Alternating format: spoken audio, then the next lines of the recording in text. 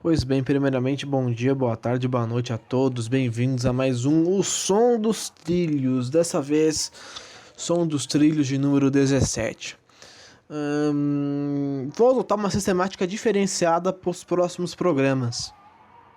É capaz que eles demorem a serem lançados, mas eu vou gravar eles por secções. Faço uma parte da gravação agora. Quando a garganta começar a cansar, eu faço uma autogravação e emendo tudo num vídeo só. Eu acho que é a maneira mais fácil de dar prosseguimento a esse quadro único na esfera ferroviária, que é um quadro de perguntas e respostas, onde vocês perguntam e eu respondo. Debate pronto. Se você não for inscrito do canal São Paulo sobre Trilhos, se inscreva. É uma ótima oportunidade para você sair daqui informado e com conhecimento, certo?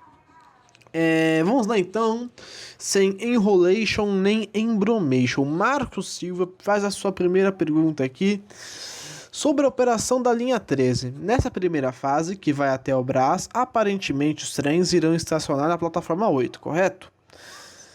Até então, certo. Ou as plataformas atualmente usadas na linha 12, plataformas 6 e 7, serão remanejadas para as plataformas 7 e 8. Consequentemente, fazendo os trens da linha 13 estacionarem na plataforma 6. Sobre isso, Marcos, a resposta é bem simples. Já foi confirmado que a plataforma de uso da linha 13 vai ser a plataforma 8. Até porque a plataforma 8 é uma plataforma vaga. Ela não tem utilidade, né? Antigamente, ela tinha, assim, servia como parada dos trens da 12, né? Em ocasiões, ele parava e o trem ou ficava ali mesmo estacionado ou dava recolhe. Hoje em dia, ela não é mais tão utilizada. A plataforma, no caso, 6 e 7 continua sendo da 12, a 5 fica desocupada, né? Fica vaga. Mas a 8 é a melhor escolha no momento. Então, sobre isso, não temos muitas dúvidas. Leia mais. É que tem uma coisa a mais. Você sempre tem que clicar no Leia mais. Sei lá, para mim tá confuso essa operação de trilhos compartilhados no trecho Luz Goulart. Eu tinha feito um diagrama, só que eu não fiz pro YouTube. Eu fiz num grupo de WhatsApp.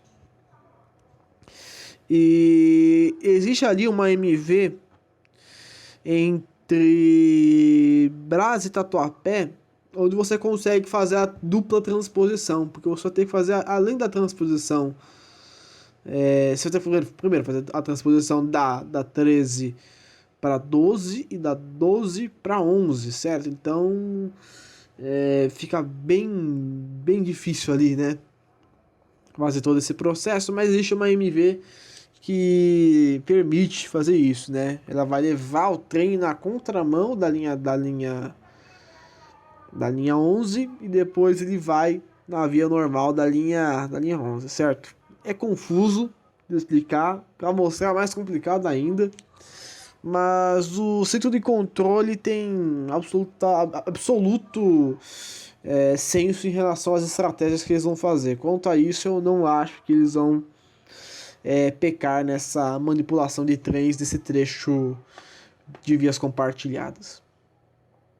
Bruno Silva, como que vai funcionar para esse expresso aeroporto, né? Esse expresso aeroporto.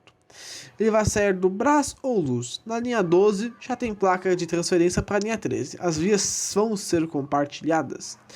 Bruno Silva, o expresso aeroporto sai da Luz, certo? E vai até o aeroporto e vice-versa. É apenas esse o caminho. Não para em nenhuma estação durante o trajeto. Valor R$8, como já foi anunciado há um tempo. As vias vão ser compartilhadas? Sim, as vias serão compartilhadas durante todo o percurso. Linha 11, no trecho de Luz a Brás.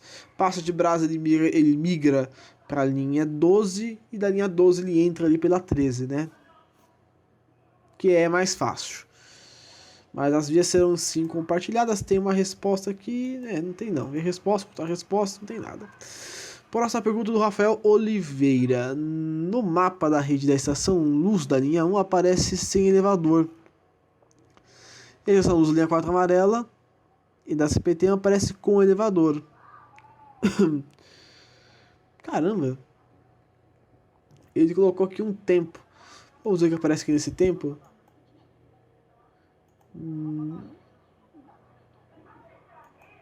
É, foi uma pergunta que você tinha colocado aqui. O nome da Constituição sobre a senha elevador. É, cara, muito estranho isso. Tem certeza mesmo que parece senha elevador, cara? Eu tenho minhas dúvidas. Certo? É que eu não tô com o mapa da rede aqui de bate-pronto, tá no meu celular. Só que o celular eu tô usando para poder fazer a gravação aqui do da voz. Então, mas certeza mesmo, cara? Acho que não, hein? Vamos ficar, vamos ver depois, cara, mas eu creio que não. Deve estar com elevador sim. Não é possível, cara. A linha 1 tem elevador e faz tempo já. Rafael Oliveira de novo. Em Nova York, o metrô passa por cima da rua. Será que em São Paulo daria certo? Oxe, dá certo. Linha 1 faz isso. Só não faz aquele jeito lá, né? Passando ali meio que um minhocão da vida, né? Daria, né? Hoje em dia a tendência é que o transporte, se não for subterrâneo, se integre com grandes avenidas. Jonathan faz aqui 6 perguntas. Você comentou em 2855 sobre o metrô de superfície. A CPTM ela pode construir um metrô e que um metrô de um trem de subúrbio. Acho que qual a diferença entre um metrô e um trem de subúrbio? A diferença é a capacidade e os limites que ele alcança. Um metrô ele tende a ter estações mais curtas, carregar mais gente, certo? E como um todo ele atende uma região metropolitana, não metropolitana, mas uma região mais adensada, certo? Enquanto um trem metropolitano, ele é um trem de percurso mais longo. Enquanto uma estação de metrô tem ali em média 500 metros, 1 quilômetro de distância entre estações, as estações de um trem metropolitano têm ali de 2, 3 até 5 quilômetros de distância uma da outra. Ele vem a atender regiões mais longe, né? Mais distantes. Você pode ver que todas as linhas da CPTM são praticamente maiores que todas as linhas de metrô que nós temos atualmente, né? A área da abrangência do trem metropolitano engloba toda a circunvizinhança da cidade principal, enquanto o metrô envolve apenas a cidade principal. E, é claro, a conurbação que é criada ali ao redor. 2. Andei procurando um pouco sobre a linha 13 e 14 da CPTM e vi várias matérias destacando a atual linha 13 como linha 14. Por que houve essa mudança? A linha 13 e 14 seguiriam o mesmo trajeto. A diferença é que a linha 13 seria o expresso aeroporto e a linha 14 seria uma das duas coisas agora. Agora talvez eu possa ter me embromado. Uma das linhas seria o Expresso Aeroporto e outra linha iria até a antiga Zezinho Magalhães, que hoje é Guarulhos Secap. Os serviços seriam segregados em duas linhas diferentes. Acabou que, por ser o mesmo percurso, não haveria vantagem em dois serviços no mesmo traçado. É chovendo molhado. Então, uniu ali essas duas linhas. Se eu não me engano, a Onix era o Expresso Aeroporto e a 13 ia até Cezinho Magalhães. Cezinho Magalhães, que era a região ali da estação de Guarulhos Secap. Esse PDF, quando mostra o futuro traçado da linha 13, consta como linha 13 Onix. Seria um erro? Esse PDF da minha ESP. Vamos ver aqui, tá carregando PDF, linha 13. Linha 13 Onix, onde tem isso? Só um erro aqui. Vamos dar uma olhada nesse PDF que o senhor mostrou. A linha 13 Jade, os serviços que tem. Isso aqui é um erro, né? Não tem nada a ver, não. Né? Que é o traçado que tá em projeto, né? Que está sendo estudado. Mas, foi um erro de digitação ali do conteúdo. Quem escreveu ali tá um pouco confuso. 4. Estava andando frota H68 esses dias e reparei no aviso sonoro. Esse aviso sonoro não é padrão dele. Parece muito com os da série 7000 da CPTM. Vídeo. Botou um vídeo aqui, cara. Não listado. Vamos ver aqui.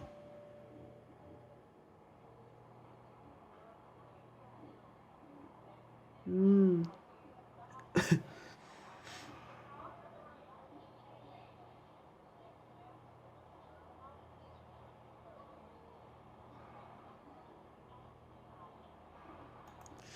É de fato. Eita, áudio, hein?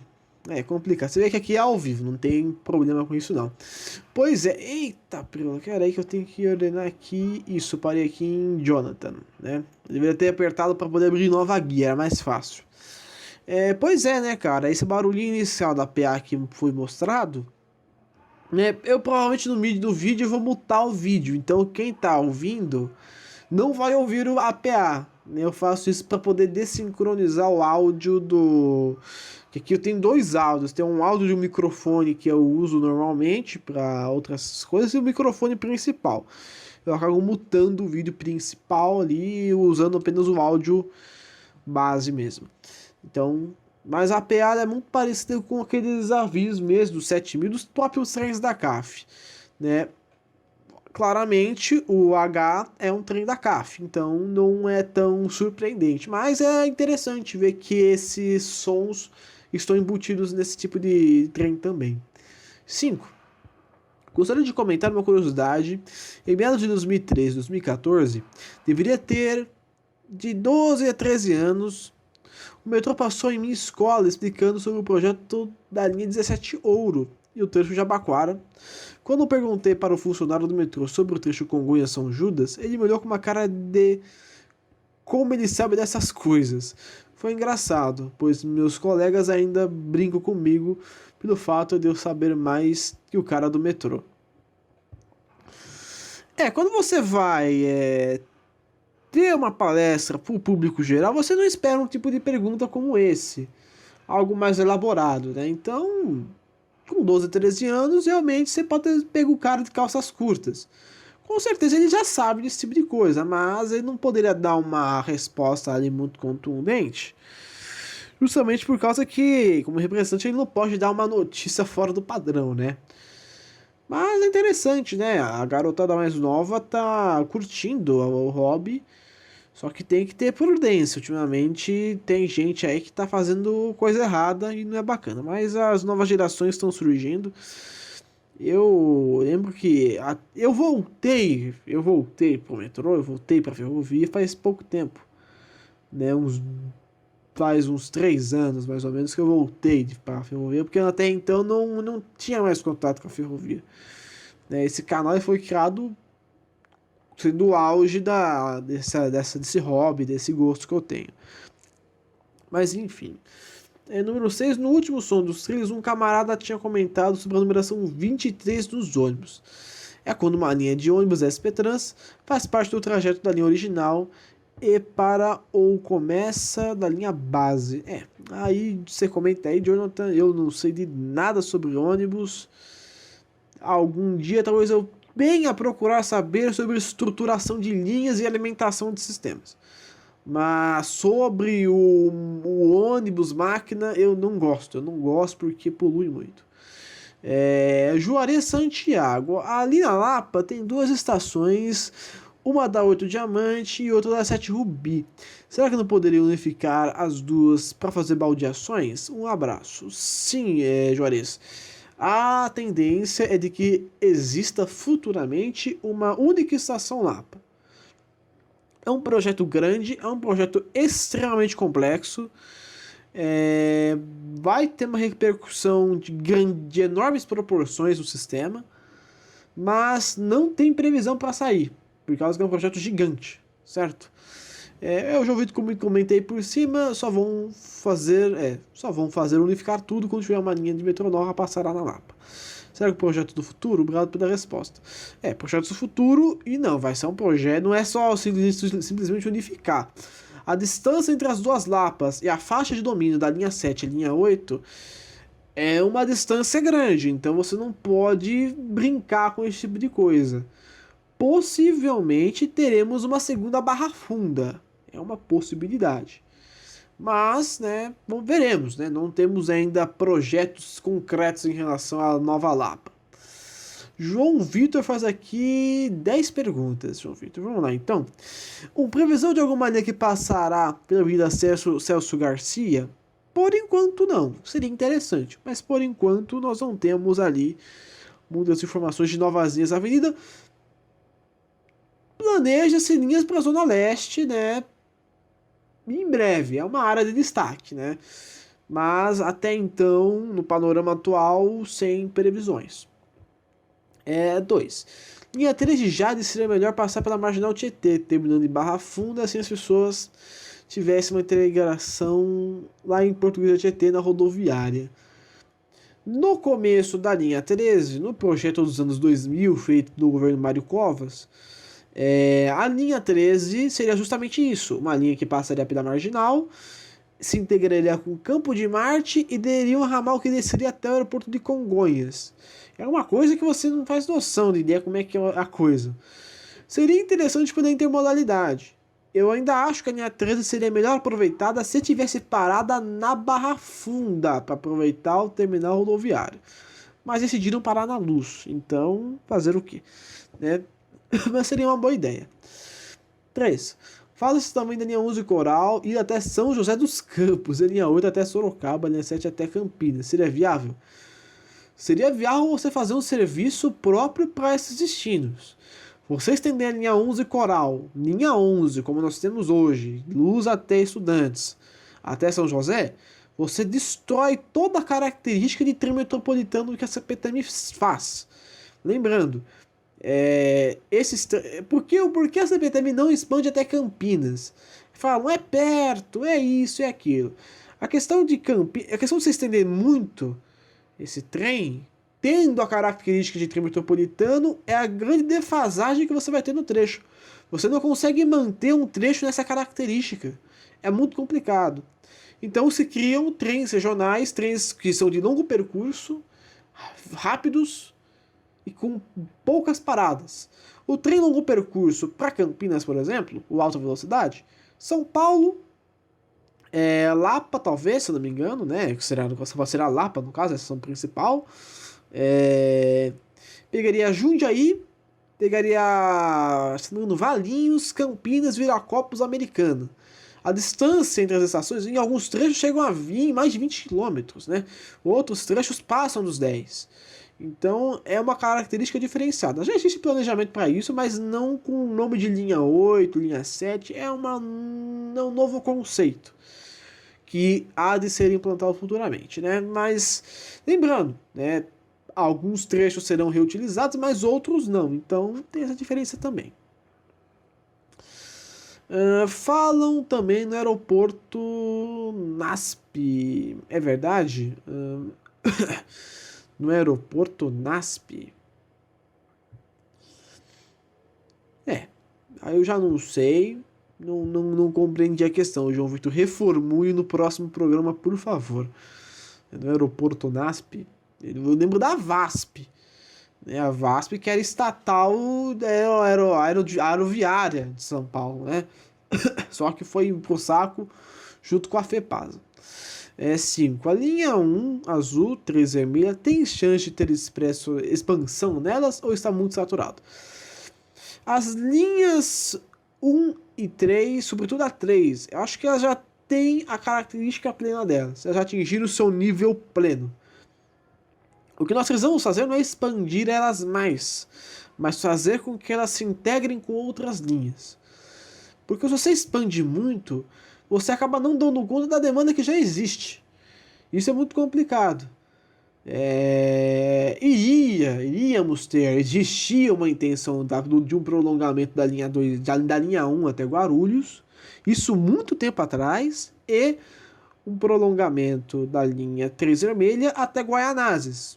Vide que os dormentes de Guaianazes são dormentes com a marca do metrô. Foi o metrô que construiu a estação Guaianazes. Mas houve uma troca de projetos ali e decidiram não ir, porque se levasse aquilo para Guaianazes seria um caos total que aconteceria naquele lugar. Certo? Passando. 6. Tem projeto de metrô VLT, trem monotúnico que passará pela Cachoeirinha? Cara, o trem da Cachoeirinha é quase um mito. Sim, nós temos um projeto de metrô. Metrô subterrâneo, que vai até a Cachoeirinha, que seria a antiga linha 16 Violeta. Só que algumas mudanças fazem com que a linha 16 seja o segundo tramo da 6. Então, provavelmente, daqui a alguns meses, quando o Pitu 2040 for ao ar, eu terei prazer de revelar a vocês o planejamento para daqui 20 anos, que é elaborado aí pela Secretaria dos Transportes. Passando adiante. 7. A linha 5 tem alguma previsão de ir até o Jardim Ângela ou Jacira? Você acha que teria uma superlotação e o metrô teria que criar uma linha que passa também por Jardim Ângela? A linha 5, por enquanto, ela está praticamente estabelecida como ela está agora. Expandir. Jardim Ângela é uma coisa complicada. Não pelo local, mas pelo relevo. É um relevo complicado, é cheio de morro, é difícil fazer metrô ali. Seria subterrâneo, mas seria um buraco, literalmente. Sobre demanda, a demanda seria grande. Especulou-se durante algum tempo a criação de linhas de monotrilho ou corredores de ônibus na região, para que alimentassem o metrô, né? Mas, por enquanto, eu acho que nós temos corredor de ônibus, mas não temos ali uma previsão muito concreta para a expansão para o Jardim Ângela. O planejamento do metrô quer que vá até lá, só que por enquanto sem datas. 8. Essa linha 14 Onix por onde passará? Ela sai de Guarulhos Secap, passa ali pela Zona Leste inteira até chegar na antiga estação Pirelli, no ABC Paulista, lá em Santo André. 9. A linha 20 Rosa, pelo que dizem, sairá da Lapa e o terminal dela é perto de Santo André. A linha 20 Rosa, também das antigas, sai da Lapa, para em Campo Belo, de Campo Belo ela faz integração lá em São Bernardo do Campo, se eu não me engano. Não vou lembrar o nome da estação, mas ela se integra com o monotrilho da linha 18, é lá onde ela termina no projeto completo. 10. CPTM bem que poderia modernizar todas as estações da linha 7, estão precárias, menos de Aurora, que é e Franco da Rocha. Falta verba, João. Infelizmente, essa é a verdade. Se a CPTM quisesse, ela faria, mas atualmente a verba disponível para a empresa é limitada, infelizmente. Gabriel Serrasqueiro pergunta: por que as linhas de São Paulo não terminam os trechos em Y, atendendo a mais regiões periféricas? Isso ocorre em muitas capitais do mundo, onde os trens que vão diferentes destinos compartilham o mesmo trilho. Seria interessante. A primeira prática que nós teremos disso vai ser a linha 17, que vai ter um Y pela primeira vez.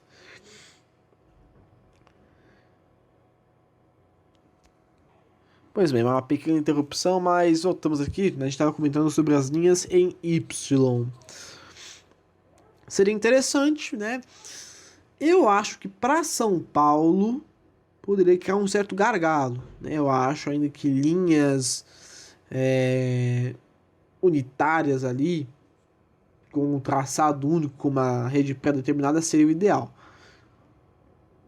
Na Supervia tem algo mais ou menos semelhante, né? Nós temos uma estação central, justamente a central do Brasil, ela se subdivide.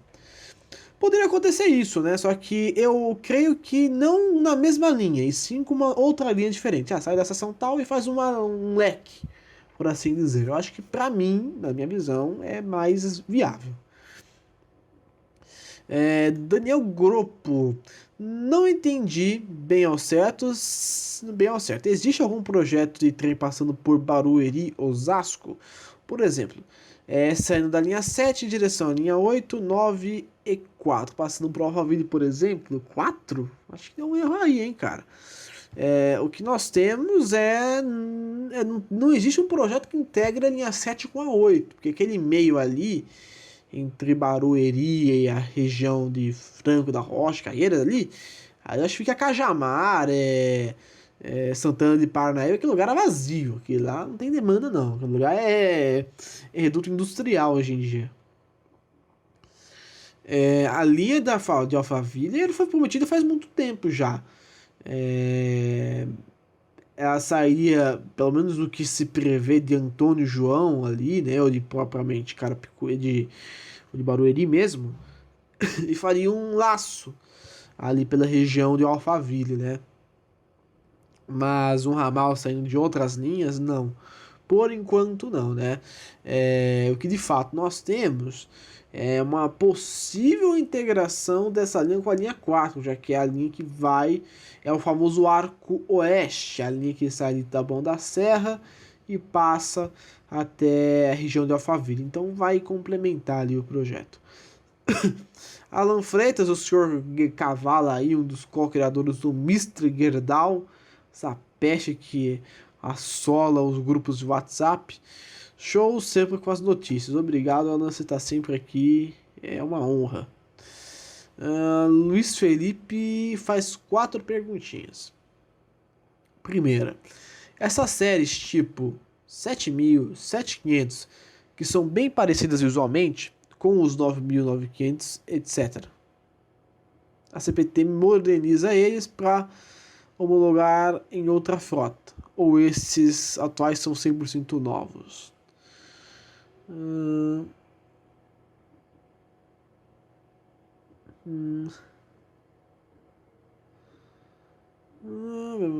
Outra frota. Entendi. Os trens, eles são totalmente novos. Os testes que são feitos em um não podem ser aplicados em outro. Cada empresa, por exemplo, o 7000 e 7500 até pode ter uma semelhança. Agora, o 9000, por exemplo, que é Alstom, e o 9500 que é Hyundai, totalmente diferente a sistemática. A empresa que constrói tem toda uma diferença tecnológica ali, né? Então, todo o procedimento de testes é diferente. 2. Se for a segunda opção, o que a CPT faz com os baixados? Agora eu não entendi, cara. Os trens baixados? Essas séries 37.000 que são bem parecidos visualmente com os 9.500, etc. Você moderniza eles, homologar em uma outra frota. Sim. Agora que eu entendi. Se fosse modernizar elas, essas frotas antigas, essas frotas novas, por exemplo, elas possivelmente vão se manter como atual, né? Talvez haja uma alteração, se for, por exemplo, lá como foi com o 5500, e virou 5550, pode ser que tenha uma renumeração, né? Mas... essa pergunta foi complicada, cara, de formular. Eu tô confuso. Não entendi bem se tá querendo dizer em relação à homologação, à modernização de frotas. Tá meio confuso. Por favor, reformule a pergunta que eu tô perdido. Sério, eu não consegui pegar bem a essência do que você tá falando. Vamos para as outras perguntas, certo? 3. Não seria mais viável refazer a linha 3 em subterrânea abaixo da atual, pois poderia aproveitar o espaço e fazer algumas construções. Seria viável? Sim, seria viável. O que atualmente se propõe você vai torná-la subterrânea por força. Você propõe uma app de habitação, noticiada há bons podcasts atrás, onde você começaria a construir prédios em cima da linha. Certo? Então você teria um centro comercial, um centro de habitação em cima das linhas de metrô. Você conseguiria utilizar ali a faixa de domínio para esse tipo de situação. Mas não... É claro, refazer, né? Não valeria a pena. É muito dinheiro, é muito caro. Agora, construir ali em cima, se a engenharia permitir, bola para frente. 4. O mesmo se aplica com as linhas da CPTM, que passa do lado. Na CPTM tem projeto de deixar linhas subterrâneas. É caro, lembrando. Você vai deixar quilômetros de linha embaixo da terra, escavação gigante, mas seria viável. Traria uma requalificação urbana na região. Renato P. Quando a linha amarela vai chegar a Taboão da Serra? Meu amigo, não vai ser cedo não, vai demorar. Cara, depois de 2025, possivelmente, não tem como prever. Infelizmente, a gente mal está terminando o projeto atual, que é até Vila Sônia, e depois disso a gente pensa em Taboão da Serra. Né? E nem sabemos se isso vai ser logo em seguida ou se vai demorar um tempo, se vai ter um delay. Luiz Fernando Monteiro faz aqui 3 perguntas. Primeira pergunta: continue nos trens, guerreiro, porque é onde você gosta e não vejo você em outra situação. Adorei o vídeo anterior das 3 horas. E se fosse você, continuaria? Sim, estamos continuando aqui meia hora de vídeo já. E é com isso que a gente ganha vida aí e fica feliz. Agradeço o elogio. Deixa eu perguntar, Guerreiro. Há alguma possibilidade da CPT me levar a algum projeto intercidade? Seria bacana se acontecesse isso. A CPT é quem está encabeçando todo esse projeto intercidades. Entretanto, a intenção, pelo menos do governo atual do estado, é de conceder o trem intercidades para a iniciativa privada, através de uma PPP. Certo? Por quê? O valor dela é muito alto para se financiar ali com dinheiro público. Então eles querem fazer a parceria público-privada para poder o privado investir nessas linhas de longo percurso. Mas, até então, toda a documentação relativa a isso está na mão da CPTM. Aquela linha de Perusa-Pirapora é um trecho da CPTM, né? Será que algum dia a CPTM poderia reativá-lo? Na verdade, não. O trecho de Perusa-Pirapora, né? A EFPP, ela é uma ferrovia industrial. Ela foi utilizada para transporte de material de cimento, basicamente, né? Agora eu não vou conseguir pegar ali o tipo de material, que cimento, pedra, sabe? É uma linha de bitola de 60 centímetros, bitola estreita. Ela, não lembro se ela serviu bem para passageiros, não creio que ela tenha servido para passageiros, talvez um ou outro ali, mas a ênfase dela foi ser uma ferrovia industrial, né? De pequeno porte, bem simplesinha. A CPT não pode reativar porque não é dela, né? Hoje em dia existe uma ONG que está fazendo esse trabalho de restauro. Muito em breve, quem sabe, poderemos ter essa linha reativada para um transporte turístico. Rafael Oliveira faz mais algumas perguntas. Eu acho que eu vou terminar aqui com ele, pelo menos esse primeiro bloco. 1. Por que os trens mais antigos circulam na linha 1 azul? Será que é a linha mais antiga do metrô? Será que é porque a linha mais antiga? Pois bem, é uma coincidência, pelo menos na minha visão. O Frotá foi embora, voltou a circular o E. Né? Mas a linha 1 já pegou muito trem novo já, né? Os primeiros modernizados foram para a linha 1, o Frota H começou a operar também na linha 1, o Frota G agora está na linha 1 também. Acabou que vindo a calhar, né? Os trens mais antigos não possuem sistemas de sinalização modernos, então acaba que a linha 1 vai acabar ficando com o resto, né? Olha só o embromo que está a situação. 1, 2 e 3 são as linhas interligadas, elas compartilham as frotas. A linha 2 só trafega com trem moderno por conta que ela só roda com trens que possuem o CBTC. Atualmente é assim.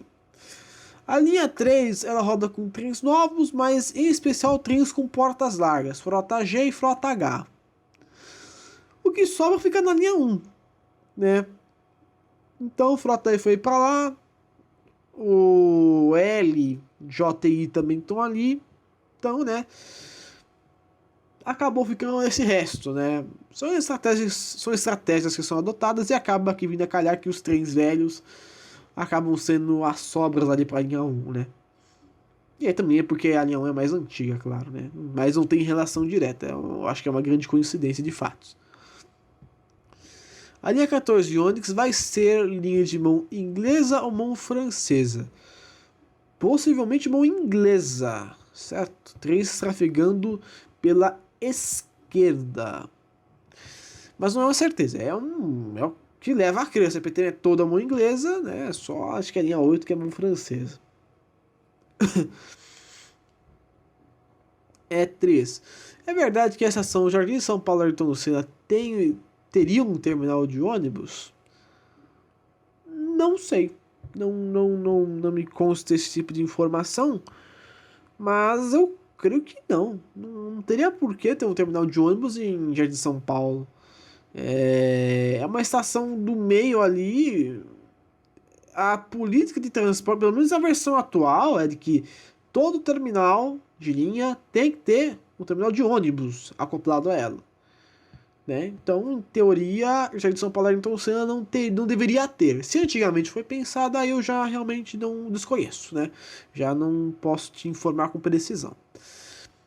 4. Por que a transferência do metrô para a CPTM é tarifada em alguns horários nas estações Corinthians, Itaquera e Tatuapé? É uma pergunta bastante interessante e ela tem uma origem bastante antiga. Essa origem é a CBTU, meus caros. Foi o único trecho em toda a malha em que a transferência é paga. Antigamente, para o metrô evitar um colapso das suas estruturas, né, na verdade, desde o começo, todas as estações eram integradas. Eram integradas, eram tarifadas. Por exemplo, você sair da linha 10 do Brás e ir para a linha 11, você tinha que pagar uma tarifa, pra você ter uma noção da situação, né? Da luz com o metrô também, da luz CBTU para uso do metrô também era a mesma coisa, até que foi erradicada essas tarifas. Ali no trecho leste tem aquela questão. É, você tarifando a passagem, você evita com que os usuários façam uma migração para a linha 3 do metrô. Você pega todo aquele pessoal que vem de Guanás no trem lotado e tem a possibilidade de pegar um metrô vazio em Itaquera. Que maravilha! O cara com certeza faria uma transferência ali. Acontece que o metrô tarifa para evitar com que exista essa transferência, né? Mesma coisa em Tatuapé. Evita que o usuário ali acabe dando esses saltos, fazendo com que uma linha acabe sobrelotando a outra. Lembrando, o serviço da CPTM é um serviço complementar ao do metrô. O metrô, quando ele veio ali no trecho leste, ele fez com que a CPTM pensasse totalmente diferente em relação à linha 11, a antiga linha F. Minto, linha E. Portanto, né, o caráter da CPTM é um caráter de velocidade. A metrô é de parador, então é criado isso para que uma não sobrelote a outra, né? E quando existe algum evento específico, existe ali não diria como uma comutação ali entre as partes para liberar gratuitamente, né? Mas isso em situações muito específicas. 5. Por que não existe transporte sobre trilhos indo até o zoológico? Tinha Ponte Orca, né? Só que era van. Hoje em dia eu acho que não tem mais. Seria interessante, mas atualmente não se sabe. Se a linha 17 se mostrar viável, porque a linha 17 tem pretensões de ir até o Jabaquara, para quem não sabe. Vídeo da linha 1 ali do quadro linhas da RMSP. Tem pretensões de ir até o Jabaquara, quem sabe dar uma esticada ali pro zoológico, seria bom, certo? Então, acabamos o nosso primeiro bloco. O Arthur Moreira vai ser o próximo com suas 16 perguntas, certo? Vou terminar o primeiro bloco, em breve eu volto aqui com o segundo bloco. Bem, vamos então retomar aqui as perguntas com Arthur Moreira. Número 1, o que você achou das músicas nas estações e trens do metrô? Nas estações eu aprovo, acho que quebra um pouco da monotonia. Em relação aos trens, dentro dos trens do metrô fica um pouco diferente, fica um pouco estranho. Às vezes você não está num dia bacana e isso quebra um pouco sua mente. Para mim, dentro dos trens do metrô poderiam ser apenas músicas clássicas. Agora, música regional, sabe, mais agitado, eu acho que não combina muito. Acaba, para alguns, estressando mais do que aliviando. 2. Acredito que irão sufocar a estação Paraíso se a linha 16 realmente passar por lá. Poderiam usar a plataforma fantasma que seria do ramal Moan para poder fazer a conexão. No caso da estação Paraíso, você construir uma estação ao lado da atual, não integrada no mesmo lugar, né? Com certeza seria um ponto de relevância, porque as pessoas tanto iriam para esses lugares, né? Seria uma alternativa à linha 2 e também, né, seria um super fluxo em direção à região central, ali na região da Sé, certo? Então, seria um ponto de bastante fluxo de pessoas. Bem que Paraíso não tava, nem lembro direito agora onde é que tava, se realmente tava em Paraíso. Eu acho que é inviável colocar lá. Se colocar em Ana Rosa, eu acho que valeria mais a pena, né? Que Paraíso é um pouco... A estrutura da estação é muito diferente ali. Acho que Ana Rosa pra mim seria uma opção mais viável. Mas enfim, vamos ver aí o que o traçado vai dizer. Sobre Ramal Moema, não tem condição de aquilo ser reutilizado. Já foi tapado, já foi... A estrutura da estação não aguentaria talvez tanta pungência ali. E do fato da transferência, né? Já tem a transferência ali, que tirar aquilo ali seria terrível. 4 passei esses dias em frente aos terrenos da Higienópolis Mackenzie da linha 6, vi que tudo aquilo está há quase 2 anos abandonado, com tudo largado, dá vontade de chorar. Infelizmente esse é um caso aí, mais uma das consequências de um sistema corrupto que nós temos. Infelizmente a concessionária da linha 6, devido a seus envolvimentos na Lava Jato, está impossibilitada de empréstimos e praticamente o consórcio VMBC, VMBC não, Novo São Paulo está a um passo aí de acabar devido à sua má fama, má reputação. 5, passei também pelo canteiro da Vila Sônia, alguns quarteirões depois do pátio tem algumas escavações do metrô. Postos de ventilação, na verdade, isso poderia ser o início da construção do túnel que vai para Taboão da Serra, servindo de preparo? Pode ser apenas uma extensãozinha para alguma manobra, natural que isso aconteça. Mas não, a gente não tem como dizer que é uma extensão para Taboão agora, porque sequer existem projetos e ninguém vai gastar dinheiro numa coisa que é desnecessária, né? Se está sendo construído é porque já estava no projeto, então até então não é nada de muito novo nisso, né? Certo? Então Taboão da Serra vai ser só para mais tarde mesmo. 6, porque as estações Lapa são todas separadas. Poderiam unificá-las, pois se eu desço na Lapa 7, preciso pegar a 8, preciso sair da estação e ainda andar bastante até fazer baldeação. Ou você pode pegar o trem da Barra Funda e ir direto até a Lapa 8, né? Não teria lógica você pegar a linha 7 para poder ir para a Lapa 8. A menos que você venha lá de Morato, lá para cima, aí realmente faz mais sentido. A unificação da Lapa é prevista em vários projetos, é um dos intuitos de longo prazo da CPTM a reforma da Lapa, só que nesse momento, devido à situação financeira apertada, a gente não tem como fazer isso de maneira rápida, né? 7. Mesmo com a paralisação das obras da linha laranja, as demolições dos terrenos desapropriados ainda poderiam continuar? Poderiam, porque a linha já tem seu traçado definido e terrenos definidos, né? Mas, devido a essa paralisação, né, não compensa, por enquanto, você investir nessas desapropriações. Vale mais a pena você desapropriar terrenos de linhas que já estão a um passo de andar, como linha 18 ou linha 2. Na sua opinião, qual é o melhor presidente do metrô? O atual ou o Sérgio Aveleda? Cara, eu não tenho nada... É aquela coisa, eu não peguei a gestão deles enquanto eu estava produzindo as coisas. O presidente atual, ele tem um viés bem empresarial, gosto do estilo dele. O Aveleda, ele teve práticas bastante... Ele pegou um tempo de expansão São Paulo, então muita coisa que foi feita no metrô estava associada ao nome dele, né? Acho que são 2 profissionais de bastante competência, já pude ver, no caso, o atual, que é o... Agora foge o nome do cara, né? Me fugiu o nome do presidente atual do metrô, infelizmente, né?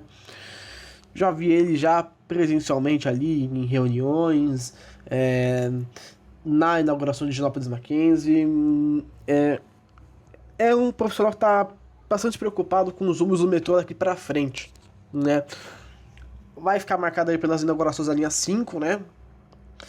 E certamente, né, vai deixar um legado interessante aqui pra gente, né? O metrô, pelo menos a gestão dele, o metrô tá se mostrando mais preocupado com o futuro, né? Então, eu acho que essa vai ser uma das grandes marcas do atual presidente.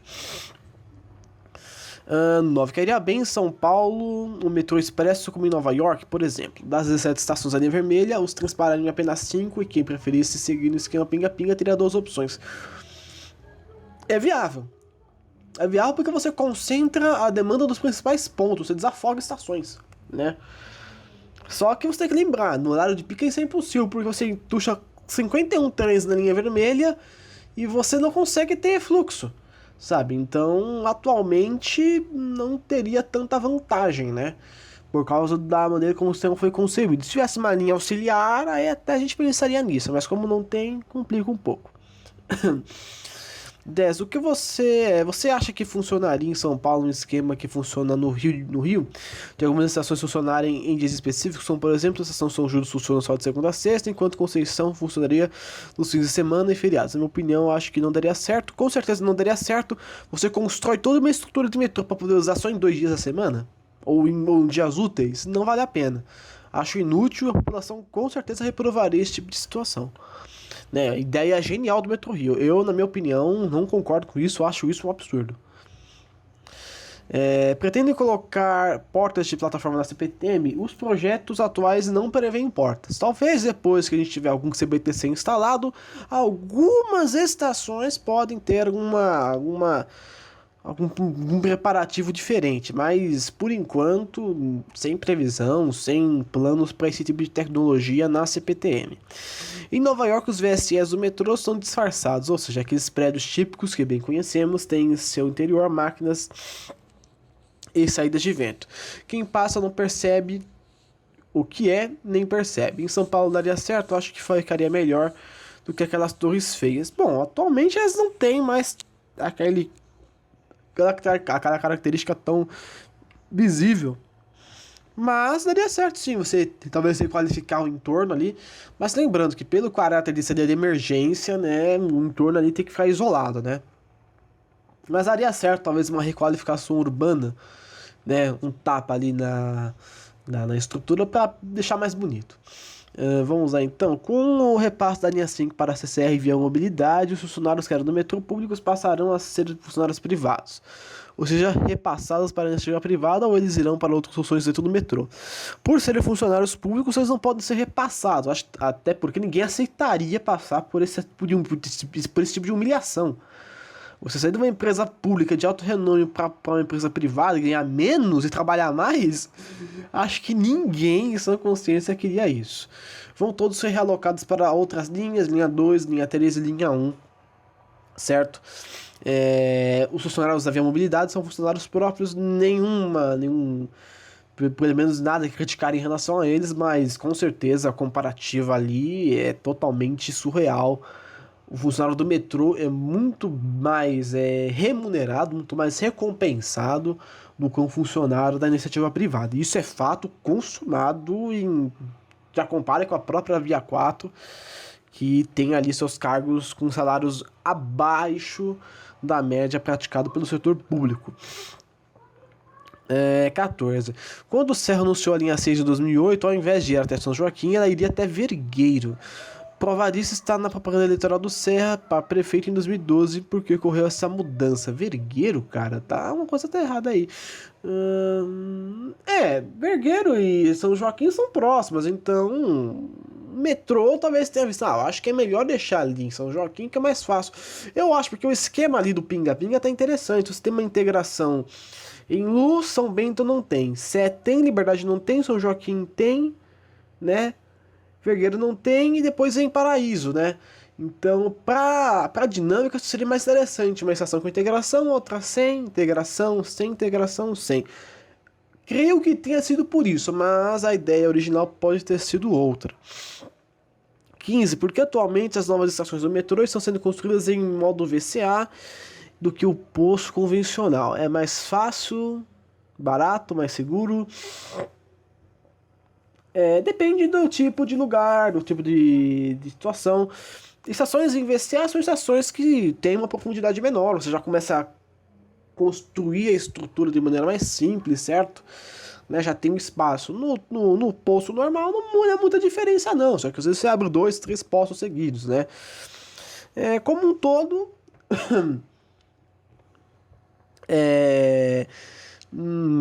não há muitas diferenças ali, né, em questão de segurança ou custo, deve ser quase a mesma coisa, né? São só técnicas aplicadas a situações diferentes, né? 16. Como será que vai ser feita a integração da linha 4 amarela para a linha 6 em Higienópolis? Estou curioso para ver essa divisão de duas empresas privadas ser donos diferentes em um só lugar. Pois bem, né? Claro, primeiramente a integração vai ser feita através de um túnel que já está numa região da estação já previamente posicionada. Sobre as duas empresas privadas, inicialmente elas são concessões do Estado, então elas não podem brigar entre si. Né? Claro que uma vai ofertar. Aliás, não tem por que brigar, não existe competitividade em metrô. Quem pensa em competitividade com o transporte público, pelo menos em transporte metroviário, né, ferroviário, tá pensando com a cabeça errada, porque não tem absolutamente nada a ver. A malha, ela é uma coisa integrada. Não é uma coisa para ser competitiva. Ônibus, talvez. Transporte individual, aí sim, talvez competitividade você tenha, mas transporte público, ainda mais metrô, que é uma coisa fixa, que tem que se integrar, isso não existe, né? Competição, você pode dizer, competição no nível, você pode atrair mais investidores, mais público, mais agentes publicitários, né? Mas questão de preferência de uma linha ou outra, isso não existe, né? É totalmente inviável, totalmente uma briga muito estranha.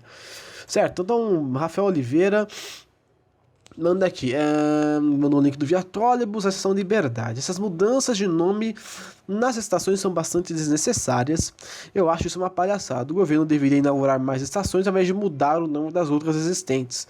Achei bastante desnecessário os nomes que são Caetano do prefeito Walter Braido, Ribeirão Pires Antônio Bespalec, Bresser Moca, sendo que já existe uma estação da CPTM na Moca, Juventus Moca, em homenagem à Juventus da Moca. É claro, isso fez um alarde muito grande. Nossa, tô mudando o nome da estação, meu Deus do céu. Calma lá, né?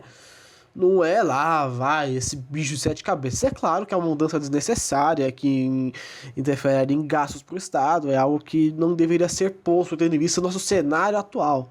Até mesmo por conta do bairro mesmo. Acho que não deveria ter mudanças assim. Quem diga então as estações com o nome de prefeito. Isso aí deveria ser banido, né? Porque boa parte da politicagem que a gente tem é terrível. Não concordo com o nome, não com o acréscimo, né, mas não acho que também é um bicho de sete cabeças que o governo vai perder 50 bilhões de reais para poder colocar nome em cada lugar, vamos dar PA, calma. Isso vai ser eventualmente atualizado por conta de outras coisas mais relevantes. Não é por causa de um nomezinho Japão que o governo vai virar do avesso. Calma, tem muita gente aí falando alto por coisa baixa. Matheus França, para que servem as plataformas 4 da estação de Tamanduá TI e Juventus Moca? O que você achou da linha 16 ser a segunda parte da linha 6 laranja? Plataforma 4 de Tamanduá TI não serve para nada, né? Mas, eventualmente, seus projetos forem um dia contemplados, a plataforma de número 4 ela poderia ser utilizada para o Expresso ABC. Talvez seria essa, né? O Expresso ABC, de que eu falo, numa maneira mais ampla, certo? Mas atualmente não tem serventia nenhuma, não tem nem trilho ali, né? Tem rede, mas não tem trilho, então é inútil, né? Não é que nem ali no braço. Linha 16 na segunda parte, no caso de Juventus Moca, onde ficam estacionados alguns trens de carga, né? Então serve como estacionamento. Já em Juventus, em linha 16, só mudou ali o nome, né? E pedacinho. Acho que separa, fica mais fácil para operar uma linha daquele tamanho do que uma linha super gigante até a Cidade Líder, Brasilândia e Bandeirantes. Né? Então, torna a operação mais simples, torna a operação mais viável, né? Torna a operação como um todo menos problemática. Johnny Viana é um dos mais questionadores do nosso quadro Som dos Trilhos. Ele faz aqui muitas perguntas. Boa noite, parabéns pela criação do São Paulo Sobre Trilhos no Facebook. Seguem as perguntas da semana. Pois bem, né? Criei a página no Facebook. Se você não é curtidor, vá lá no Facebook, São Paulo Sobre Trilhos, e curta a página. Lembrando, nós só trabalhamos com o YouTube e Facebook. O Instagram e o Twitter são dominados por um outro São Paulo Sobre Trilhos, que não sou eu, que tem um viés um pouco mais artístico. Eu não tiro foto das pessoas do trem, eu não tenho interesse por pessoas. Que fique claro o meu posicionamento. O cara faz um trabalho bacana, mas por favor, não me associem ao perfil do Twitter e do Instagram. Não é eu que estou ali fazendo esse trabalho mais artístico, né? No caso, Facebook e YouTube é mais notícias, algo mais sólido, mais, diríamos, mais informativo. Johnny Viana pergunta 1. Com a nova fase de extensão da linha 2 verde, quantos mil a mais teremos de passageiros? A linha 2 ali está prevista para ser a maior linha de metrô, tanto em tamanho quanto em demanda. Indo para Guarulhos, cara, eu acho que ela bate ali. Eu acho que no futuro ela deve bater 2 milhões de passageiros na linha, né? A linha atual deve pegar o quê? Uns 800 mil, 700 mil pessoas? Acho que nessa faixa ali, né? Com a expansão, acho que chega a 2 milhões, porque pega uma região densa da Zona Leste e uma região extremamente carente de transporte, que é Guarulhos. Então, vai subir bastante. Para mim, 2 milhões de passageiros a um longo prazo. 2. Com essa nova utilização da bitola, fica mais fácil arranjar os documentos da manutenção? Em teoria, sim, porque como são trens mais comuns, as peças com certeza serão peças mais comuns, com mais disponibilidade no mercado, né? Um trem às vezes mais largo tem que ter uma peça um pouco diferenciada na sua dimensão, tem que ser mais forte, né? Um trem padrão normal, que é o padrão internacional, tem peças mais disponíveis, né? Creio que fique mais fácil para se arranjar aí esses sobressalentes. 3. No Japão, percebi que há muitos trens de lá, seja antigo ou não, tem o mesmo som de saída da série 3000. É uma característica do tipo de motor que ele tem, né? O motor do 3000 é um motor de corrente alternada, são os primeiros motores de corrente alternada que andaram na CPTM. Bom, o som característico tem que ver bem, porque às vezes pode ser o arranjo do motor ali, da estrutura que ele tem, que propicia esse som diferenciado, né? Pode ser que o mesmo tipo de tecnologia tenha sido utilizado nos trens japoneses também, né? 4. É preocupante saber que a linha 5 em Santa Cruz irá inaugurar mais atrasada ainda. Será que Chakra Klabin irá dar conta da demanda? Klabin é um mistério para mim. Não sei como vai ser a dinâmica por lá. Porque linha 3, linha 5, linha 2 e linha 5 é algo que há de se questionar. Agora, Santa Cruz, de fato, é uma coisa mais complexa. É uma estação grande, vai ter demanda. Certamente aí nós teremos algum tipo de sistemática diferenciada, certo? E é triste, né? Santa Cruz vai dar uma atrasada aí.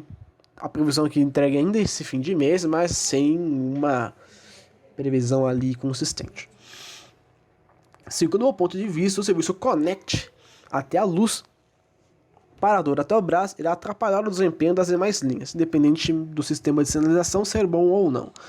O Connect até a Luz nem tanto, são só 4 trens por dia, então não tem problema, né? Eu acho que se 4 trens por dia atrapalharem o fluxo, parabéns ali pro CCO, né? Lembrando que são 3 trens de manhã e um trem de noite, então é bem simples. Agora, até o Brás, mais ou menos. Você só vai ter que ter um jogo de cintura maior para poder lidar com esse tipo de situação. Então, não julgo ainda enquanto não estiver em sua forma plena, né? Enquanto não tiver consolidado, não tem como falar, vai ser bom, vai ser ruim, né? A gente tem teorias na cabeça, mas internamente a gente não consegue descrever qual vai ser a sistemática exata desse tipo de serviço. Mas mesmo assim, eu ainda não acho que irão acontecer problemas em relação a esse tipo de operação. 6. Você acha que as portas de plataforma ajudam ou atrapalham na questão do tempo geral e intervalo entre trens? Em questão de intervalo, dá um delay pequeno. Mas, no meu ver, as portas de plataforma têm muito mais benefícios do que malefícios, certo? Ela faz com que o usuário até mesmo não fique ali carcado dentro do trem, fechando porta. Fechou a porta da plataforma, acabou a história, né? Não tem por que entrar. Então acho que faz com que as pessoas tenham até um maior senso de como e quando entrar no trem, né? Evitando aí usuários presos em portas e demoras na partida. Vamos ver aqui. 7. Por que as novas estações da linha 15 terão cores diferentes nas laterais, sendo que cada linha tem um padrão de cor? Essas cores na lateral foi uma sacada muito boa. O blog Ferroviando, ele fez um levantamento sobre essas cores. Cara, eu achei super genial. As cores, elas seguem uma linha cromática, né? Então, começa de um azul, vai para um tom de verde, amarelo e vermelho, né? Lá no final. Então, na realidade, é uma maneira de diferenciar as estações, né? Ao invés de ser toda uma estrutura de concreto aparente com um formato semelhante, não, a cor dá uma diferenciação de uma estação a outra, então fica melhor num âmbito geral. Muito bem, retomando aqui então, depois de uma breve interrupção.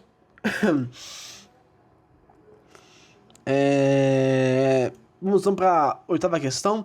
Por que os trens da CPTM são mais caros que o do metrô? Eu achava que era o contrário. Eu já tive essa pergunta em algum lugar. Os trens da CPTM são mais caros por conta que eles são maiores e eles são mais potentes. Então você tem ali um preço maior, né? Além de que alguns deles estão vindo com uma tecnologia mais avançada. E tem um gangway, né? Tem essa também. Quantas unidades 1700 ainda estão rodando? Atualmente 9 unidades. 10. Os 9.500 superam os 8.500 em quais aspectos para ser considerado o preferido no momento pela CPTM? Menos falhas, faltam quantos trens dessas duas séries para serem entregues? O 9.500 em comparação com o 8.500 é quase a mesma coisa, né? Acho que a questão de design e layout é muito mais confortável que o 8.500, né? Tanto pelos populares quanto pela própria empresa, né? As principais falhas dos trens da CAF são em portas, né? São coisas básicas, então não são falhas críticas. Mas, no geral, os trens são quase a mesma coisa, né? Tanto um quanto o outro são excelentes, mas acho que a preferência pelo Hyundai é visível, né? O trem asiático costuma ser bom. Quando os trens faltam para a entrega dessas duas séries, 8.500 faltam 5, 9.500 tá na metade, faltam 15, 16 nessa faixa.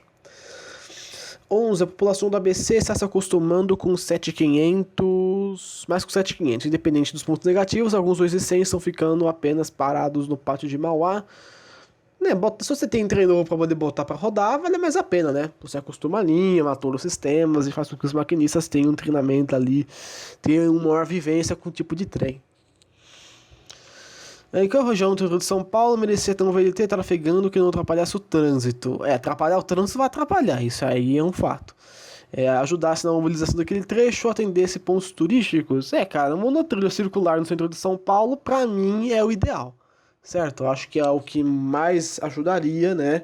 São conjuntos de monotrilhos circulares em pontos importantes. Pode ser ponto turístico, um ponto de interesse, um ponto do governo, sabe? Pontos de grande importância e movimentação. 13. Não dá para entender esse negócio de implantação das portas de plataforma. Chácara Clabim e Santa Cruz serão porta implantada bem antes das outras estações. Elas terão as portas por conta da demanda. Não fosse a demanda excessiva dessas estações, elas não teriam porta de plataforma. Já essas duas, elas precisam ter essas portas, porque se prevê de que, se não tiver, vai dar problema. Então, vai dar problema, vai ter usuário na via, vai dar, sabe? Vai causar caos. Então, essas duas são preferenciais. As outras, elas podem esperar mais.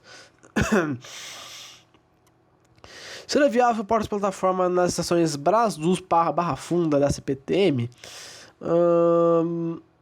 Na Luz e no Brás, eu creio que sim, porque as pessoas são totalmente desorientadas em relação à distância da faixa amarela. Na Luz também, só que na luz primeiro você teria um impasse por conta da estação ser tombada.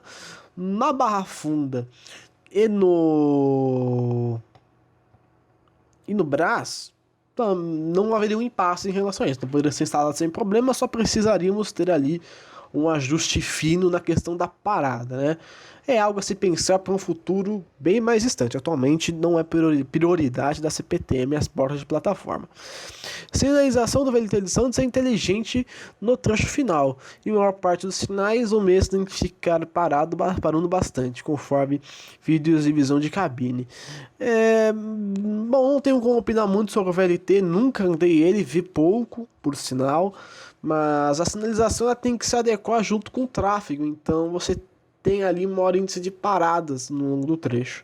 Mas é praticamente uma linha de... um BR é um bonde moderno, barra linha de ônibus. Então, você tem a vantagem que com o VLT você tem maior capacidade, né? Só que as paradas elas continuam normais. Eu não sei como funciona a preferência, que a preferência seja do VLT em detrimento do transporte individual. No seu ponto de vista, quais frotas são melhores para operar em cada linha? Olha, atualmente todas as frotas têm plena capacidade de operar em qualquer linha, né? Eu acho que, por exemplo, trens mais antigos, como série 3000, por exemplo, elas poderiam operar em sensores operacionais, minha visão, certo? Agora, todos os outros trens, eles não têm características específicas para operar em cada tipo de linha. Vídeo 9500 e 8500, eles operam tanto na 7 quanto na 11 e o 9500 na 13 também, sabe? A CPTM faz um trem pré-moldado para uma determinada situação, né? Então, hoje em dia, todas elas têm uma demanda específica, mas, minha opinião, trens com gangway para linhas com grandes capacidades, linha 8, linha 11 e linha 7, né? Linhas com maior capacidade. Trem sem gangway para as outras demais linhas aí com menor fluxo. Mais carros para linhas com maior tamanho, certo? Linha 11, então você vai colocar ali mais carros e gangway para linhas que tem maior número de passageiros, e os trens mais simples para extensões operacionais ou para linhas com menor demanda, né? Então vamos ali para próximas 17. Esse foi o caso da CPTM, né? No metrô você tem a característica das portas largas. Você não tem gangway no metrô, só a linha 5 e a linha 4 que tem. Nas linhas do metrô, trens com portas mais largas em linhas mais saturadas. Linha 3 tem essa preferência de portas mais largas. Linha 2, trens bonitos, por causa que lá é uma região mais nobre, e a linha 1, né, infelizmente, com o resto do que sobrar, né. Acho que essa é a divisão que a gente tem que ter ali, né, por enquanto. Claro que é uma visão genérica, né, não sou um especialista, 100% especialista, para dar uma visão precisa sobre essa relocação de trens de frota. As portas de plataforma de outros países têm metade ou até mesmo um pouco menos da altura das portas de plataforma daqui.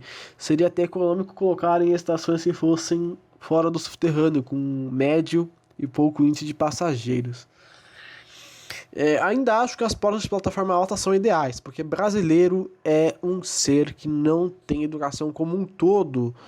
A massa é uma coisa terrível, então você tem que isolar de fato essas portas, porque porta pela metade, o cara pula e se suicida, sabe? O cara vai lá e fica brincando, sabe? Não dá certo, tem que ser porta até 2 metros de altura para não poder ninguém passar ali, porque senão, até porque evita, no caso da CPT, até evita o delito, porque o Zé Noinha não vai ficar invadindo estação, então você já resolve duas coisas numa paulada só, né?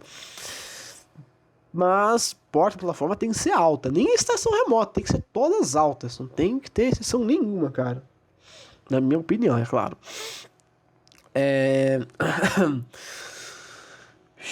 Vamos aqui, onde a gente parou.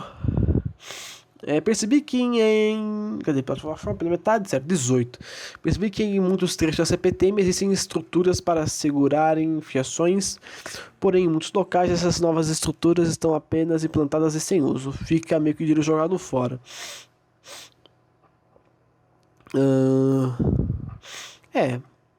no caso, pode ser, você pode estar falando da rede aérea também, né? Uma parte da rede aérea que tem umas hastes superiores ali para segurar algumas linhas de energia. Elas vão ser realocadas para aquelas estruturas que foram construídas. Só que isso requer uma paralisação, né? Toda uma... É bem complexo, né? Trabalho com energia e não passa pouca atenção, não.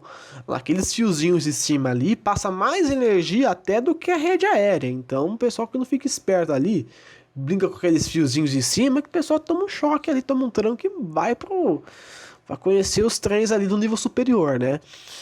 Ou do nível inferior, ninguém sabe. Mas, enfim.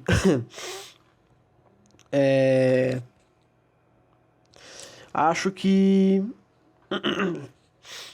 isso vai ser alocado com o tempo. 19. Por que nem todos os trens da série 2002 e 100 passam pela revisão geral durante a expansão São Paulo? É notável perceber isso, principalmente nas composições apelidadas de traquinas, que tem metade reformada e outra metade não. Questão de verba, né? Você fala expansão São Paulo, só que a verba não é do tamanho do expansão São Paulo. Então, alguns trens foram reformados, outros não. Deu aí que alguns 2002 e 100 acabaram ficando azulados, certo? A questão mais de verba. 20, creio que para o futuro terá que ter loops a partir da banda ATI em diante, assim como ocorre no Brás, de manhã e tarde no comando ATI. O povo se esfrenha bastante para entrar nos trens das duas empresas. No futuro vejo uma superlotação a todo momento. Um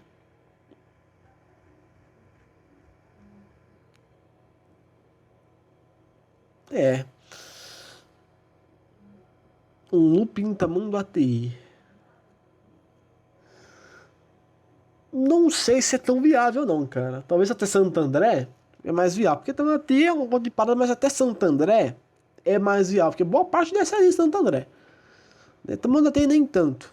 Mas é claro que ofertar trens vazios para tamanho do ATI seria até uma boa. Eu acho que seria vantajoso. Mas um looping ali, não necessariamente. Ou como a gente tem hoje, o Expresso ABC de hoje também é muito útil. Tira a parte do pessoal do tamanho do ATI e leva para Santo André direto. É mais útil. 21. Cite região ou bairros de São Paulo que ainda não foram citados em projetos futuros para implementação de linha de metrô, que nos pontos de vista deveria ter um transporte de média e grande capacidade para ser atendido. Tipo, saindo em bairro X, passando por Y, chegando a Z. Aí a gente tem que abrir o Google Maps, porque a cabeça agora não vai lembrar bem ali de regiões, mas acho que todas as regiões já foram bem atendidas. Maps, certo? Vamos pegar aqui o nosso Google Maps para poder mostrar aqui algumas regiões interessantes. A gente expande aqui. A gente teria que fechar aqui rapidamente. Certo. Vamos aqui então. Certo, vamos pegar aqui a rede de transportes que nós temos hoje em dia. Transporte público. Beleza. Cara, regiões que precisam de atendimento. É claro, já foi tudo muito bem pensado, né? É claro, eu já não diria bairro de São Paulo, mas com certeza o trem para o Arujá seria algo que deveria acontecer. Região de Mairiporã, ela não tem como ter trem lá por conta da Serra da Cantareira, aqui embaixo não tem como ter nada. Vamos ver aqui regiões interessantes. Cara, essa região aqui de Osasco tá bom assim, tem um fluxo ali, é uma região adensada, certo? Até a Zona Sul até aqui, que vai ser Varginha bom. Linhas que passem por São Bernardo do Campo, aqui, transversais assim, nessa região, certo? No geral, demos uma distribuição bastante boa. E, claro, né, linhas da Zona Norte, linhas que passam por Guarulhos, vão até aqui, linha 1, vão para linha 7, façam uma integração aqui, sabe? Deem um contorno melhor. Principalmente na região do Tietê ali, seria bastante interessante, na minha opinião. Certo, agora bairros em si, Belém está bastante integrado em várias regiões.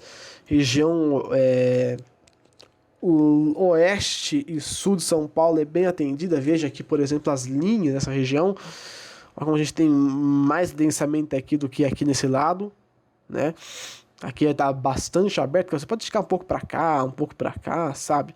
Uma aqui no meio. Então, aqui em cima você pode colocar vários tramos. Então, aqui, essa parte aqui, ó, essas duas partes são as mais carentes. Olha o tamanho do bairro aqui, ó, dessa região que não tem metrô, não tem nada. Isso aqui construído para precisar de umas 2 ou 3 linhas para ter um atendimento digno. Então, eu não diria ali citar um bairro específico, mas como eu apontei, é que agora vocês vão ter que ver ali pelo mouse, né? O problema é que o mouse ele fica, que ele aparece como trêmulo. Mas ali nas regiões do mais ao leste e mais ao norte, principalmente nas regiões de Cachoeirinha, Guarulhos, Arujá, deveriam ter uma maior serventia de transporte. Atualmente não creio que seja muito viável ali a política atual em relação ao que nós temos em relação a isso. 22. A estação Santa Cruz será bastante profunda pelo jeito, pela quantidade de escadas necessárias para aguentar a estrutura e o fluxo de usuários. Será uma nova Pinheiros, talvez? Com o percurso completo até Klabin, muita gente vai querer desviar a linha amarela para ficar longe por um tempo das lotações. Eu acho que vai dividir o fluxo.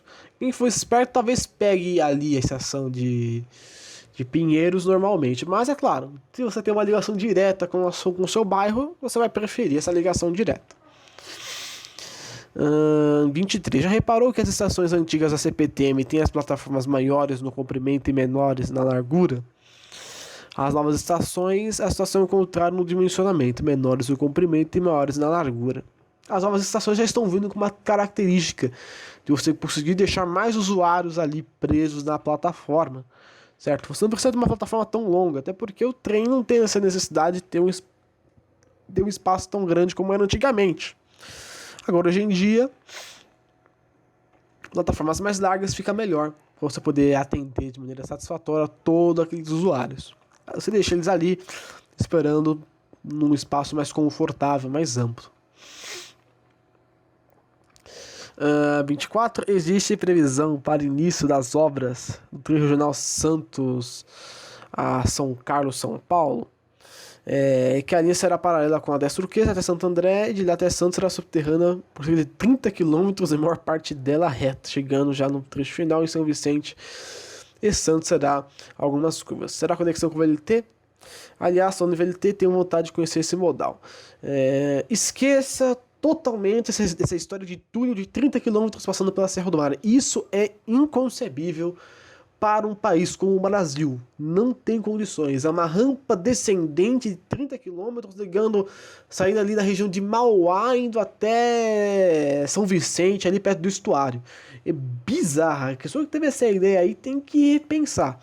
A possibilidade atual é que seja feito em paralelo com a MRS, um sistema de cremaneira para dar conta, porque você vai ter, claro, uma diminuição no tráfego, mas você não tem condições de dar viabilidade para um túnel desse tamanho. A obra iria subir, bota 20 bilhões para cima de valor. Construir túnel é caro, agora um túnel de 30 km pela serra, o nível de desapropriação ali, e ainda mais VSE, imagina você colocando um posto de emergência na Serra do Mar. É algo que não vai rolar, não desse formato. Então vai ter que demorar, vai esperar mais para poder sair. Aliás, não tem nem previsão para sair. O primeiro trem que vai sair, que é de alta velocidade, é até Campinas, né? Agora, o de Santos vai ter que ser algo diferenciado, porque do jeito que tá sendo revelado aí, sem condições. VLT tem interesse em conhecer também, só que é em Santos, né? Tem que descer a serra, não sou muito fã de praia, né? Mas um dia lá eu talvez venha descer a serra para poder conhecer o local. Nossa, cara, muito texto, meu Deus do céu. Bloco de 41 minutos, hein? O programa vai ser grande também, essa parte 17, né? Vamos lá. Vi em uma atualização de passageiros da linha 1 azul e percebi que a mesa está ficando saturada. Também seus grandes índices indicando mais de 1 milhão de pessoas. Zona Norte precisa de um metrô. Aliás, um dos grandes segredos é investir em outras linhas que desafoguem as principais. Azul e vermelha para serem as primeiras.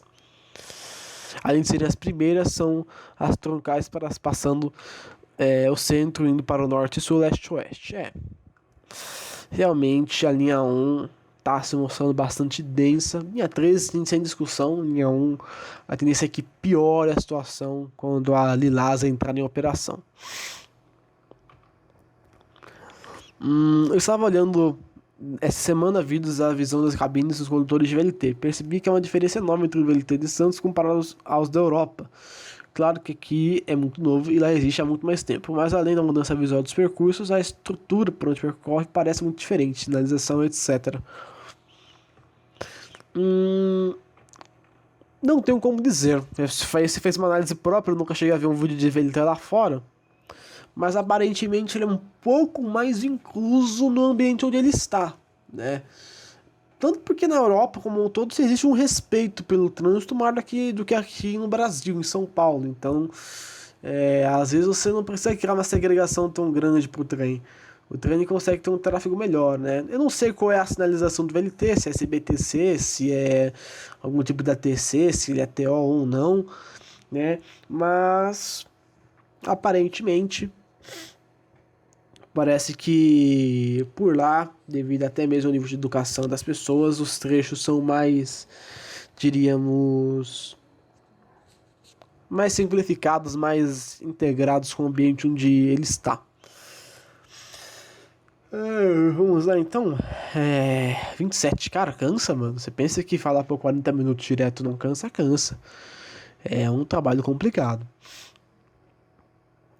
27. Seria interessante, não sei se você concordaria ou não, de organizar um passeio com o pessoal do canal da CPTM em lugares que muitos não conhecem, ou lugares que a ferrovia não atende mais. É uma sugestão, talvez possa ser melhorada para algo melhor ou não. Apenas um pensamento utópico da minha parte. Nem tão utópico, Johnny. Passeios com pessoas do canal seria até viável. Só que nós não temos no momento público o suficiente para ter um passeio, um rolê por aí, como o Lucas Souza fez aí recentemente. Ele pegou uma galera que gosta de busão e fez um rolê ali nos ônibus de São Paulo, né? A gente não tem uma quantidade de inscritos muito grande, são cerca de 650, mas a gente tem que lembrar que desses 650, boa parte deles são pessoas que entram no canal casualmente, vêm ver as notícias, conferem uma coisa ou outra. Poucas pessoas que têm realmente o interesse, que são realmente fãs do canal, que acompanham ali presencialmente tudo o que acontece no Facebook, no YouTube, enfim, nas mídias. Então fica aí, né, essa questão. Já sugerindo até mesmo a questão de live streams também, né? Entrando nesse mesmo balaio aí do número de inscritos, eu só posso dar uma possibilidade de uma live, de um passeio, de uma ação pública, se eu tiver público para isso. 600 inscritos é um número de público bom, mas existe uma adesão 100% das pessoas por isso? Isso muitas vezes não existe. Então precisa de uma alta adesão ou uma baixa adesão, mas para ter essa baixa adesão precisa ter um número de inscritos bastante elevado para dar ali um suporte a algumas práticas diferenciadas. Um dia, quando esse canal tiver sucesso na sua empreitada, seja interessante fazer algo do gênero. Enquanto isso, é tudo solo. O Jones fez quantas perguntas pra mim, meu querido? 35, cara, meu Deus. Que vai dar quase uma hora tá 45 minutos aqui de gravação. Vou continuar narrando aqui, mas eu acho que eu tenho que parar com o Johnny mesmo, hein, cara. O cara fez muita pergunta e pergunta grande. Não que seja ruim, mas para as perguntas ali dos próximos. Das próximas pessoas fica um pouco complicado. Bom, vamos ver até onde eu aguento. Claro que a garganta já tá começando a apitar. Mas vamos lá. 28. Mês passado eu fui visitar a linha 15 novamente, achando que iria percorrer o novo percurso inaugurado e infelizmente não consegui. Não tinham placas informando sobre os horários e destino. Está uma bagunça e muitos usuários ficaram perdidos. Para mim não faz tanta diferença porque fui a passeio mesmo, mas queria conhecer as novas estações e percebi coisas inacabadas durante o trecho que percorri. Terminal Vila Prudente nem foi inaugurado ainda. Terminal Vila Prudente tá aí há bastante tempo em planejamento, mas, né, demora para ser inaugurado, que é uma beleza. Talvez quando a linha for entregue ali por completo, a gente tenha uma previsão maior de inauguração, né? Seria mais interessante. Até porque eu acho que por enquanto a gente nem tem uma integração tão física assim. Não, até tem. Só que tá com uma integração com a outra torre ali, que é a torre de saída da estação. Mas enfim. O horário ali é só segunda a sexta. Se você foi num final de semana, infelizmente é triste. Aliás, é horário só das 9 até as 4 da tarde. Então, se você for lá fora desse horário, se você falar em final de semana, esquece, que aí é tristeza mesmo, né? 29. A estação Tamanduateí é muito bonita e gosto pra caramba da estrutura em geral. E a arquitetura me impressiona, deu um ar novo de esperança para a linha turquesa. Porém, fico pensando numa coisa que intriga. Com a expansão da linha verde até Dutra e chegada da linha 18, se sair do papel, mais Expresso ABC, se sair do papel também, se a estrutura da própria estação dará conta do fluxo dos usuários, em vários sentidos, as transferências ao mesmo tempo. Ou precisaria talvez de uma ampliação para abrigar tanta gente. Não sei se você percebeu, na situação atual, já foi em... Estamos nos horários de pico e até também fora do horário é perceptível a todo momento um mar de gente subindo e descendo todas as escadas. Não tem até também fora do pico perceptível a todo momento um mar de gente subindo e descendo todas as escadas. Não fica parado como na Paulista, mas na situação que se encontra há uma aglomeração que fica travando a estação em certos momentos, tanto nas dependências da CPTM como no metrô. A demanda, a estação foi construída para ser grande, então acho que não haveria tantos problemas. Talvez a integração de uma linha 18 seria um pouco problemática, porque você daria mais pessoas ali para a linha, iria injetar mais pessoas. Mas eu acho que o dimensionamento dela está correto, porque ela vem a proporcionar. Só no caso da linha 18 que teria que ter ali um pensamento diferenciado, né? Para evitar um caos. Certo? 30. Qual a frota total nesse exato momento de trens da CPTM em metrô? Cara, o último cálculo ali que eu fiz estava em cerca de 215 trens que estão em operação total. Certo? No metrô, você tem J e I, você tem 51, L e K você tem mais ou menos uns 47, então já vai para 90 e poucos. O E, do E até o G você tem cerca de 22, então já vai para 110 mais ou menos, 115. Você pega o H eu não lembro quantos tem, cara. O H ele vai de 50, ele continua, ele vai de 52 até 60 e poucos, então bota mais uns 10 na conta, eu acho. 120 mais ou menos. Do monotrilho são também perto de 20, 25, 140. Bota mais os da Via 4 ali, que são Via 4 agora são acho que mais uns 20 também, 160. E linha 5 você tem ali cerca de 30 trens, então você fica 180, sabe? 180, 170, somando com tudo, quase 400 trens na frota total, certo? Lembrando, isso é cabeça, cara. CPT eu lembro que era mais de 200. O metrô foi de cabeça aqui, mais ou menos essa é a frota, tá? Lembrando que de cabeça talvez tenha uma variação no número de trens, mas é bom dar uma conferida depois, né? Para ver realmente qual é a demanda, qual é a oferta real de trens. Por que tanto remanejamento de frotas entre as linhas 1, 2 e 3? Atualmente por conta da homologação do sistema CBTC, que só pode ser testado na linha 2, e os trens que ficam sobrando na 2 vão para a linha 1, e a linha 3 ali tem que ter a obrigatoriedade das portas mais largas, então você vai adequando conforme a demanda e a oferta ali. Há alguma coisa, algo que impeça de linhas futuras serem compostas com mais de 6 carros? Nada impede, né? Tanto que a linha 15 tem 7 carros e a linha 17/18 tem trens com 5 carros. Então já é um diferencial para metrô. Agora, no modal metrô mesmo, nada impede, né? Só que aí você teria um superdimensionamento ou um dimensionamento menor, né?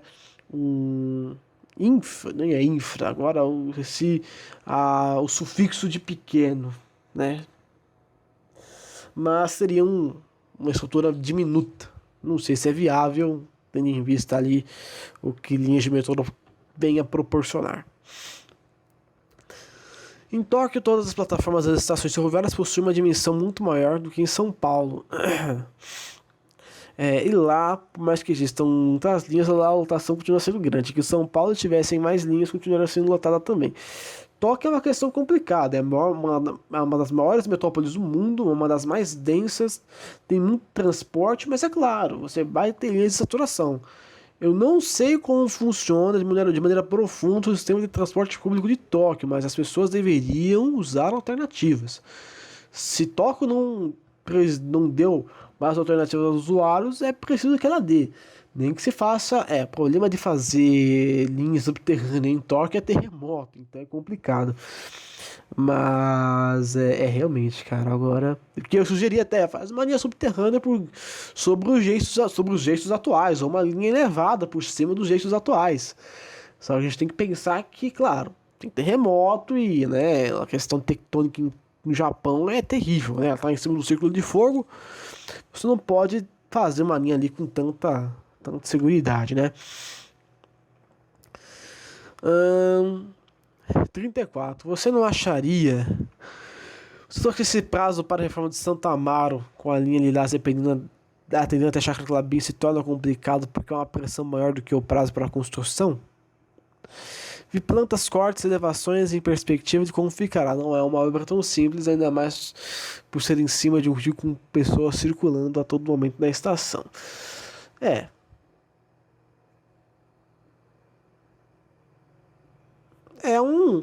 É um prazo apertado, é uma obra grande, mas ela vai fazer. Claro que você vai ter efeitos colaterais na linha, mas se é por um bem maior, lá vai fazer, né?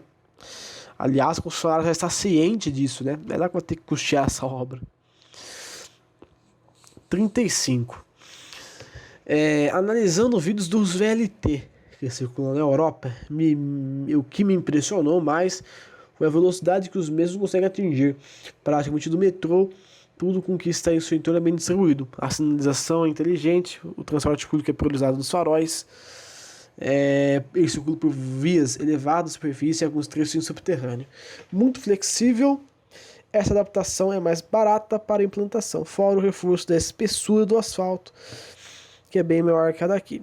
Eles são bem mais silenciosos que os tradicionais que circulam pelos trilhos. Não, cadê? Cadê você, Johnny? Me perdi. Eu fechei aqui, eu acho. Pelos trilhos. Pelos trilhos, né? Pensei que ia mostrar menos, né? Mesmo velocidade que o metrô, 80 por hora no máximo, foi em média de uns 40, 50, tudo bem. Agora, 80 quilômetros assim, máximo, não tem como não, cara. VLT e a própria integração urbana que ele tem não permite uma coisa tão veloz assim. A menos que vai em trechos totalmente segregados, aí pode ser sim viável uma velocidade mais alta. Mas eu não sei se os motores desse tipo de trem têm tanta capacidade para atingir uma velocidade tão alta. Certo? Reforço do asfalto, vias elevadas, interessante, né? São bem mais silenciosos que os tradicionais que circulam pelos trilhos. Silêncio talvez seja pela questão do esforço de tração menor, né? O motor é menor e consequentemente barulho também é menor. Então, acho que no geral, né?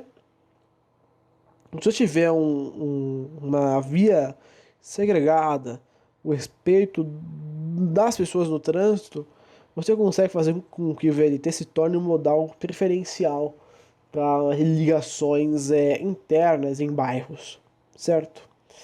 Então esse foi Johnny Viana com 35 perguntas. Quantos faltam ainda?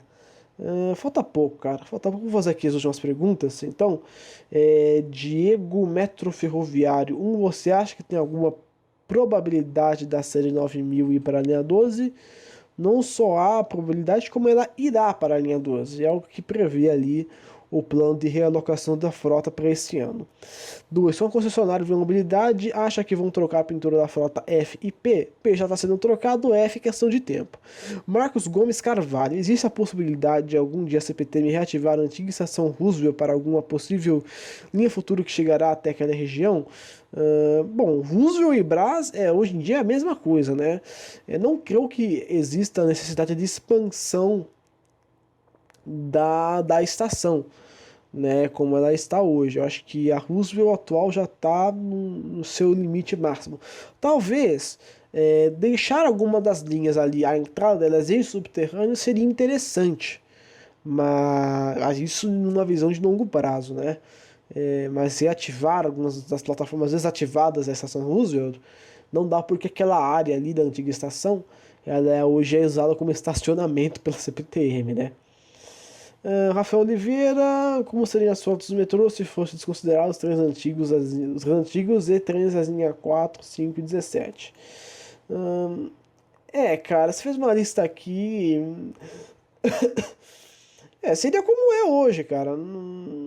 Eu faria sugestão para você não poder criar esse tipo de nomenclatura, porque esse tipo de coisa não tem condição de acontecer, né? Não tem também o porquê de acontecer esses tipos de numeração. Então eu não sugiro a você que não faça listas como essa. A frota Alstom, Milênio, B, Alstom 96, C, CAF, D, Mafersa, EBUD, F, Cobrasma, G, Mafersa e H, Bombardier. Aí você enrola tudo, porque depois você vai perder a frota H e algumas séries, o próprio milênio seria modernizado. Você poderia listar aqui, você listou aqui até diríamos uma ordem de fabricação dos trens, né? Seria interessante, mas renomear a frota não dá, cara. Isso aí você dá um problema terrível, a burocracia é imensa. Então, não tem esse pensamento, é um pensamento um pouco prejudicial. E por último, Matheus CL, quais eram os projetos iniciais da linha 6? Eram os mesmos que temos hoje? Sim, cara, a linha 6 já foi concebida na expansão São Paulo, certo?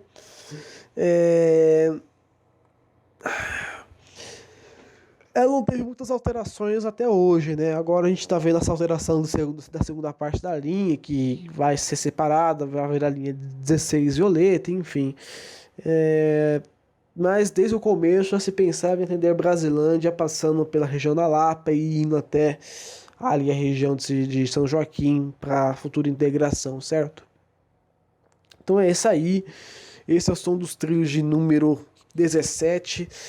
Desculpa nesse finalzinho, tá, pessoal? Porque, lembrando, 1 hora falando aqui no programa, há um desgaste na voz, há um desgaste como um todo aqui meu, porque, claro, acho que ninguém no YouTube Brasil faz uma coisa dessas na lata, sem corte, sabe? Aqui eu fiz, tanto que eu fiz em 2 blocos, só pra vocês terem noção.